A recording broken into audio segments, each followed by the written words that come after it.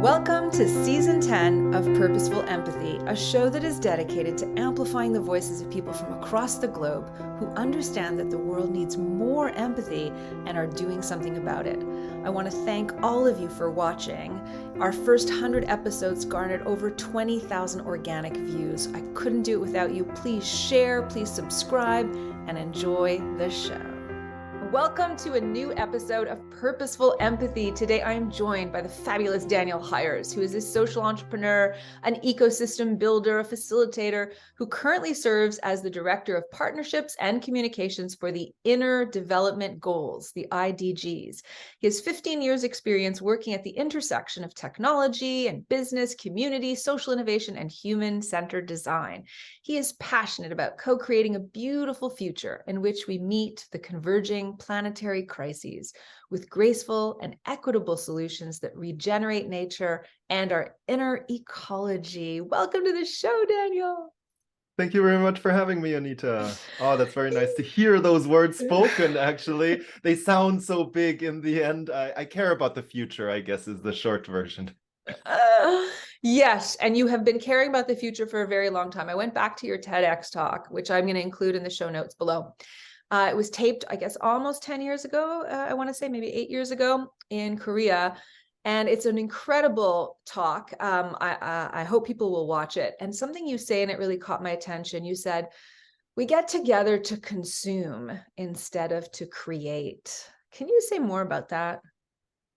I love that you picked that one because this is really, I think, at the core of something that I used to try to kind of change in the world and that still like has been a bit of a red thread until today.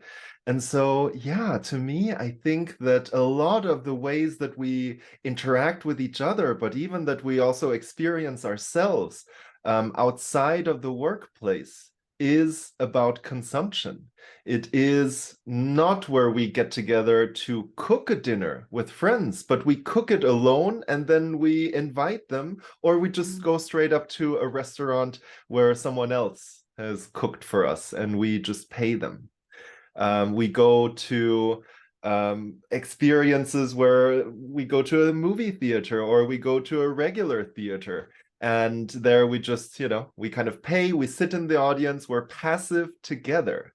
And then afterwards, we maybe, go to the bar and have a few drinks around that. But I think what I have experienced is that when we get together and get people into creating things, into building things, and whether that is just something that is intellectually, that we get together and discuss ideas or how we could solve something, or it's actually physically coming together, building something with our hands, like a chair, or doing some gardening work or something. I think that my grandfather used to actually say that that's when you can really look into the soul of someone else, when you're creating together.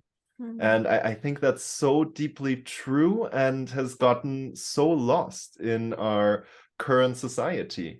And I think I mentioned that in the talk, like we're so used to thinking of ourselves as productive only in the workplace.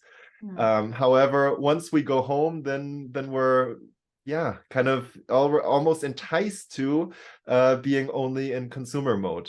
And I think if we can reclaim that, if we can get back into feeling like we are here to contribute as well in our private time, then I think that's a change that I would like to see. I also think that's probably, same ethos could be applied to sort of the political arena, getting citizens engaged in the political process as part of democracy, a vibrant democracy. But my big takeaway from what you said is we invite people over to dinner once we finished preparing the meal and not preparing it with them. And I'm gonna find a way in the next few months to invite friends over and we'll cook together. So thank you for that gift right at the top of our conversation.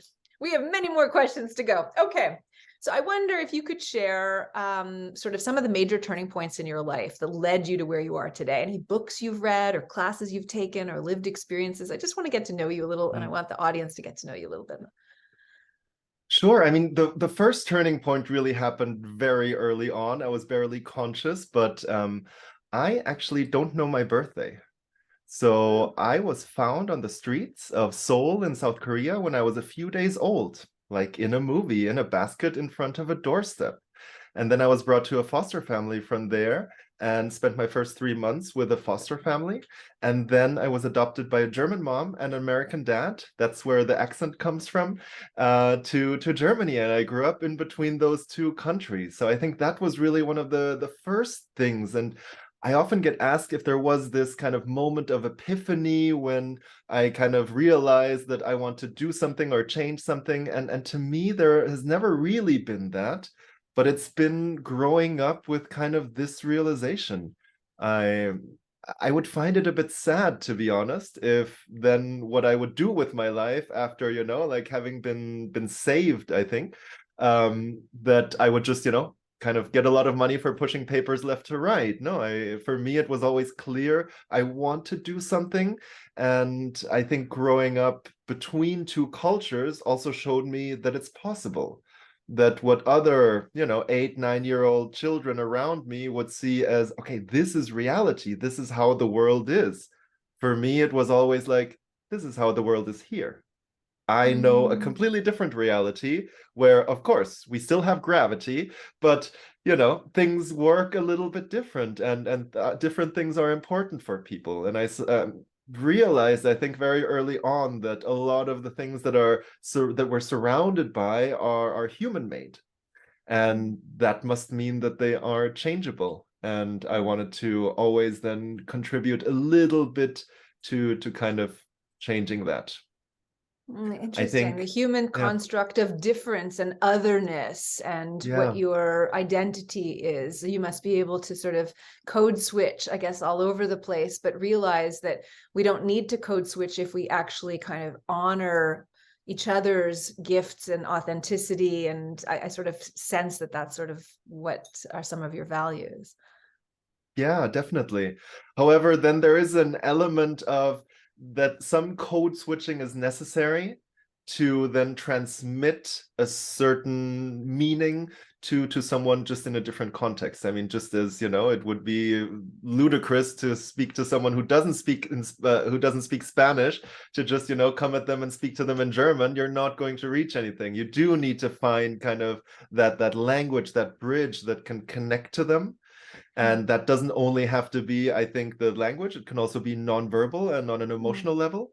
But yeah, I have been always concerned about how can I get to what's in here into, like someone else, and that transmission, which I guess is called communication. That has always been interesting to me. Yeah, that and cognitive empathy, the capacity to Yeah. understand where someone else is coming from and meet them where they're at. Okay, so the Sustainable Development Goals are meant to address the converging planetary crises, right? And I don't imagine that anybody who's watching or listening doesn't know about them, but just in case, let's talk a little bit about the SDGs and what they are before we get into the IDGs. Sure. So the way I have realized or come to the SDGs was actually through the MDGs, the Millennium Development Goals, which were kind of the predecessor in some ways. And it was a little bit of a kind of nerdy corner of the world of people who are working in development, who kind of said, we need to paint a bigger picture and we need to understand, what are the things that we're working on.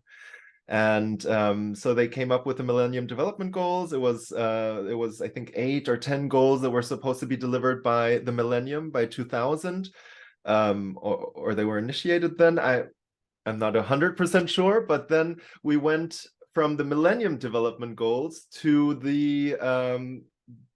we needed some kind of thing to follow up, because we had not really reached all of them, and even reaching those MDGs was still far away from like the better world that our hearts know is possible. So then the continuation was the SDGs, and the SDGs was an attempt to make it broader, to make it more kind of encompassing of different work that is happening. And there was a hope, I remember, that this could also become more mainstream. And I think now, as you've mentioned, many more people have been engaged with the SDGs. I think it's been very successful in kind of breaking out of the development sector, and a lot of corporations are now talking about which SDGs they align with. A lot of people, events. I see it in a lot of places, and to me, I think it's really great. Some people think it's a simplistic reduction of a complex reality, and that is very right. But I think language is the same thing, and if we want to be able to kind of communicate with each other about what we're doing and what we care about, we need to have some kind of like reduction of that complexity and have a language, and that is the SDGs. Right. And there's a lot of overlap. I mean, there's 17 in total. Some look at gender, some look at health, some are looking at climate, biodiversity, but also partnerships is one of them. So I think that kind of crosses all boundaries. Okay, so that's the snapshot of the UN SDGs. And I might put up a little pic right here so people can take a quick look at it if they've never seen the 17 all next to one next to the other. If you're enjoying this conversation, I bet you'll love reading my book, Purposeful Empathy, tapping our hidden superpower for personal, organizational, and social change. We are living in the era of a massive empathy deficit, but humans are wired to care, and we can become more empathic with practice. And the more you do, the better you'll feel. Please visit your favorite online retailer and order your copy today. All right, so now let's talk about the SDGs. I actually plan to include a video that was produced by your organization. So why don't I pop that in right now? Assume that it's going in right here. The Inner Development Goals show what inner shifts or human growth needs to happen in order for us to increase our chances of reaching the Sustainable Development Goals collectively. The Inner Development Goals covers 23 skills that are divided into 5 categories. Skills such as inner compass, openness and learning mindset, self-awareness, presence, sense-making, connectedness, humility, co-creation skills, trust, and perseverance. What I see as the basic human challenge, when we talk about mind shift, when we talk about growth that matters, I think the basic human challenge is this. It is difficult to learn if you already know. We see a lot of leadership failure, leaders being out of touch with reality. So in other words, it's a lack of listening. So listening, I believe, is not just an important one, it's the most important and most underrated leadership skill today. Obviously, being flexible, being able to be agile, being able to listen, and be able to be very inclusive in terms of how you lead people. I think those are some of the things that I've learned over the time. We are built to grow. It is our destiny to grow. A caterpillar is not supposed to die as a caterpillar. Its destiny is to grow wings and fly. We need to sort of focus more inwards, and what is my responsibility in that? What can I contribute to a development that is more sustainable? But in order to be able to reach those sustainability goals, we need to also be able to take the right decisions to get there. And I think where we are today, perhaps, is we've hit a limit to purely technocratic external solutions to solve global problems. Mental health and well-being is supported by our inner capacities for spirituality and faith, where education is fundamentally oriented towards meaning and purpose in a changing world, rather than mere content delivery for students. Being human has many dimensions, and that the dimension that we have been very good at exploring during the last couple of 100 years has been the external world, but that we have come to a point where the outside perspective has to be complemented by an inside perspective. Teaching a course like Global Challenges at Stockholm School of Economics, I realize more and more that we cannot reach the sustainability goals if we do not work with our inner development. This does not apply only to universities. This applies to all sectors, all ages. What we really need is a deliberately developmental society. And depending on how severe you think the situation is, maybe we need a deliberately developmental world. And right now we're not even talking about at scale the inner dimensions and how we need to change, because at the core, we are the problem. The way that we're acting in the world and the way that we are solving problems is the problem. I used to think the top environmental problems were biodiversity loss, ecosystem collapse, and climate change. I thought that with 30 years of good science, we could address those problems. But I was wrong. The top environmental problems are selfishness, greed, and apathy. And to deal with those, we need a spiritual and cultural transformation.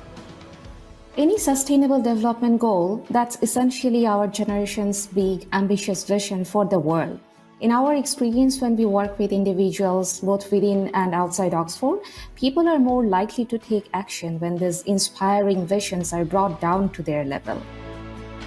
We bring now the inner development goals with us as a great source of inspiration when we strengthen and revise our competence development roadmaps and make sure that the inner development goals are integrated into this.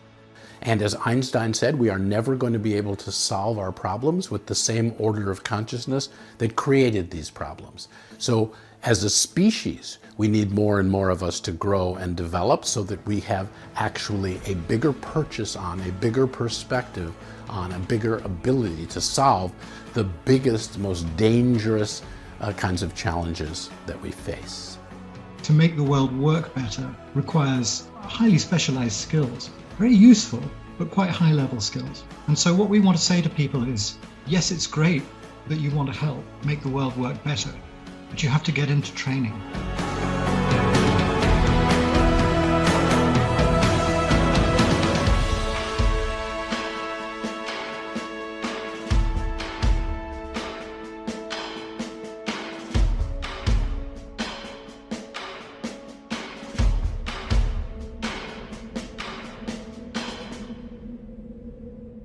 Welcome back after that inspiring video.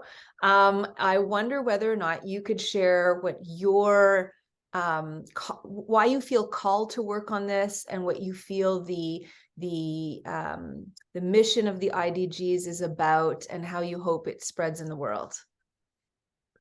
So yeah, thank you very much. I love that video. That video was also really what got me interested in the IDGs, and so it's great to see. I think where I'm coming from was that I have been working with social entrepreneurs who wanted to use business methodologies for real impact and change in the world. And what I saw over the last kind of 5-6 years before I got engaged with the IDGs was that there was a lot of the problems that we see in the startup world are being replicated also in the social startup world. You know, like if an investor gives you certain KPIs to hit, you're going to find ways to hit them as a founder. If there's like pressure from investors, you know, to make their money back, I think then you can quickly get into a mission drift. And with this pressure, oftentimes, it doesn't even have to come from an investor. It can come from the founding team or just from a desire to do more good in the world faster, that we then put pressure on ourselves. We put pressure on our teams. We build structures that are unsustainable. And I would see a lot of people who got burnt out on this. And to me, I think if we're trying to change something, burnout is replicating the status quo. And that's not the right way to doing things. There's this one quote that I used to find really funny, and it's like that when as a startup founder, I slept every night like a baby. I woke up every 4 hours and I cried. And I mean, it is funny, but you know, to me, in a way, I think that if this is still how we're building kind of social startups that are trying to change something, if we're only looking at what we are changing so that we're adding some impact or maybe even completely replacing the profit motive for impact, I don't think that's enough. I think we need to get at the how we build these organizations so that they can be healthier organizations that are not going to burn out ourselves and our employees, because that's not going to change anything. Right. That makes so much sense. I feel like it's speaking directly to me, but probably a lot of people listening, that we want to do so much. We want to have an impact. Our inbox is always full. There's always like more things on our list of to-do list than there are the number of hours in the day that we need to get things done, without even taking into consideration the rest that we need, the relationship time that we need, and just the play that we need. So it's great to hear you say that. Then how do you actually operationalize that as a person? Are there things that you do personally, Daniel, that live in concordance with the IDGs, so that you are finding the balance that you want to bring into the world? The beauty that we all know, that our hearts, what did you say? It was so fabulous. The beauty, say it again. The beautiful world that our hearts knows is possible. It's a quote from Charles Eisenstein. Actually. Yes, his book. Yes, that's where I recognize it. Okay, great. Yeah, it's such a beautiful frame. Okay, so what are your practices? Well, I mean, I don't want to stand here and be like, okay, like I have the truth and just, like I do everything well. But I think in the IDGs, we do a few things very intentionally in order to slow things down.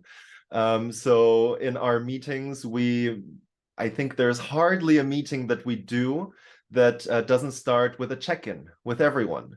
And obviously, sometimes when you have 20 people meetings, it can take half an hour until everyone is checked in. But what we then do is we don't react by saying, okay, let's skip the check-in. But then it makes us think, do all 20 people need to be in this meeting, or can we restructure the way this meeting is held? And, not to then exclude people and say like, okay, now 10 people can come to the meeting and 10 can't. But then we think about, okay, how, like who needs to meet when and where?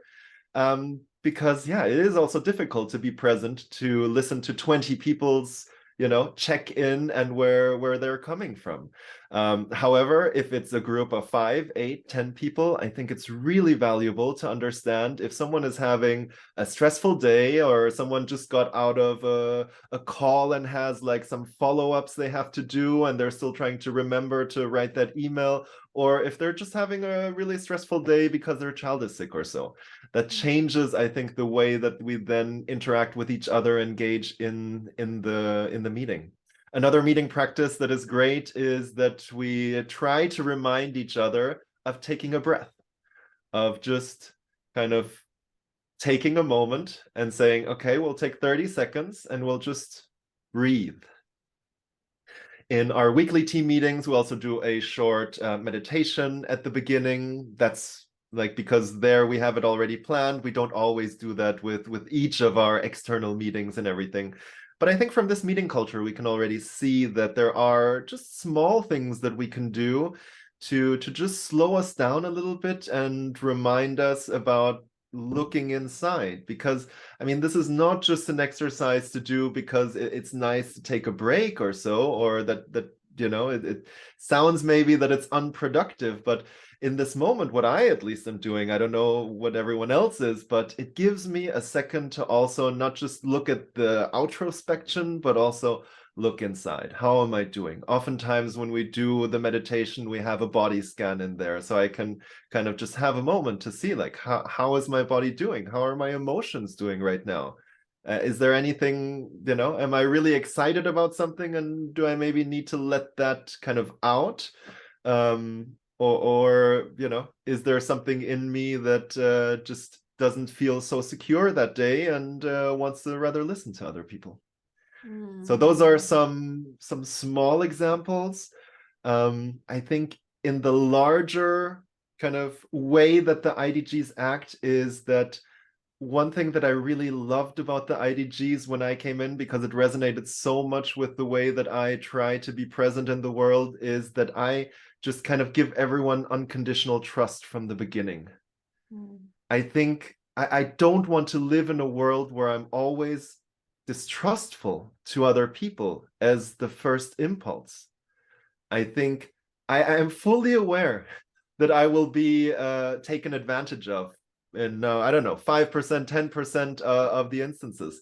And that is fine. Like, to me, I've made peace with that idea, But what I do not want is that I want to turn that into bitterness, where then I say, because once I tried this and I trusted them and it didn't work out, now I will not trust any stranger in the street ever again. So that is also how the IDGs operates.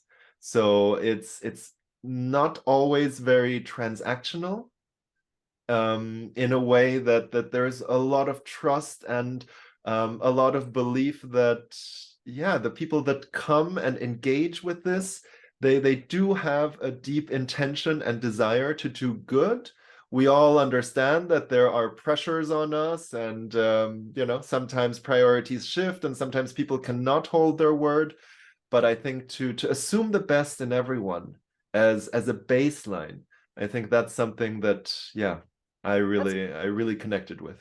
That's powerful and profound. And I also know that you walk that talk, because I had an experience with you not too long ago where you posted a message on LinkedIn, not in an accusatory cancel culture way, like shaming way, but a question of curiosity to your network. What should I do? Because I've been invited on to speak on a panel. And I've just discovered that I thought we were going to be two, me and someone else, having a conversation, possibly with a moderator. Now there are 3 panelists and all of them are men. And I've made it, a point that I would like to speak on panels with greater diversity. So what should I do? And you even said, I don't think the organizers are being intentionally, I just don't think they've thought this through. And I found that and all of the people who responded, I read the entirety of the thread. And the reason I know that, because I was invited to be the moderator after that. Maybe I was the token woman, I don't know. But I found that your network responded with so much grace and really great feedback or advice about what you could do. And I thought there was just a moment for learning. So it opened up just by virtue of you saying, hey, what do you think? What can I do? Instead of like, this is what's happened to me. I'm going to pull out, or I feel wronged by them. I just feel that it's a sweeter way of being in the world. Yeah. Yeah, and I really believe in this idea of calling people in rather than calling them out. There's a great TED Talk out there about that, but I think what I have noticed is that this is just much more effective. The other thing might make you feel, I don't know, like righteous when you go home. Oh, I told them off and everything. But the other thing, I mean, I've had discussions where just, we come from very opposite sides of the spectrum. But because I don't assume that someone is the enemy just because they have a certain opinion, but that I even sometimes remind them perhaps of something that we share, or something that is common to us and a common value, that there might be an incongruence in the way that they see it. And I think, to be fair enough, to also be open to maybe that I'm seeing it, in a wrong way, and open to that. I think that is just much more effective, and yeah. Hallelujah. Amen to that. So I have a couple more questions, and I know we're running out of time, but empathy and compassion is one of the 23 skills. So I see on the board behind you there, it's in 5 columns, and within them there are a number of sub skills. So one of them is, the empathy compassion combo. So why are they so important in your mind? Well, I think they're in the column of relating, and I think that's probably for most people one of the first things that comes up when they think about relating, because how could we relate, especially to each other, without any form of empathy? And I think, to me, it is about, and maybe, I don't know, like if all your viewers will go along with this, but to me, I think it's about this idea that we kind of have been told this story, and I'm coming back to Charles Eisenstein here, that we're all just these individual selves walking around the world completely independent from each other. We have no relation. And to me, I think what we've lost is kind of seeing, how are we dependent on each other? How are we interrelated and interlinked? Because I don't see that, we are all kind of just, whatever I do is not going to affect someone else. I mean, it's probably not exactly like this idea of the butterfly effect that, you know, you can have a direct cause and effect. But I do think that the way that we show up in the world is also kind of then mirrored in the way that we receive it back. I do think that yeah, there is more that we have in common with each other and that binds us together than that separates us. That's not to say that we're not, you know, like individuals on you know, a certain level, and that we can have, you know, like our personality or so. But to me, I always think of when we look at an ant colony, it's very hard for us to even say like, look at this ant. This ant is the, you know, the smartest, the best, the strongest ant. But we look at it more as a collective, and what these ants can do, and like how they can reach a leaf if they just like start crawling all on top of each other. And I think there's a lot of power in understanding us as humans more like this, rather than it's kind of this individualistic world, and, you know, like the more you have, the less I will have, or, you know, that way of thinking. But I think we are, in a way, you know, like one kind of group or collective as humans. And then I think the next step of that is that our place then also as humans is just one of the spots in nature. And I think if going down this route, we're really, we come, I think, to a place where we understand better of why are we here, or what could be really our purpose as humans here on this planet. And to me, in a way, ultimately, like in a very short way, it is to serve life. And I know another Daniel Christian Wall, I love how he says that life is, now I'm just blanking on it, but that kind of life creates the conditions for more life. That is the idea for it. And when I sometimes look at the way that we're dealing with our planet and our ecosystem destruction, then I think that just makes it so clear to me that we need quite a big shift in the way that we relate to life around us. Yeah, we're going to include information about Charles's book and the regenerative book that you're referring to, right, in the show notes again, because they're just so good. Yeah, I totally agree. I wanted to ask about inner ecology, but I also want to ask purposeful empathy story. Do you have time for 2 last questions? Yeah, let's do it. Great. So in the intro, I mentioned that you are really, you care deeply about our inner ecology. I kind of sense what you mean by that, but maybe you could speak to that specifically. What does that mean? Why is that important? Well, I think that everything that we do on the external then originates from some impulse on the inside.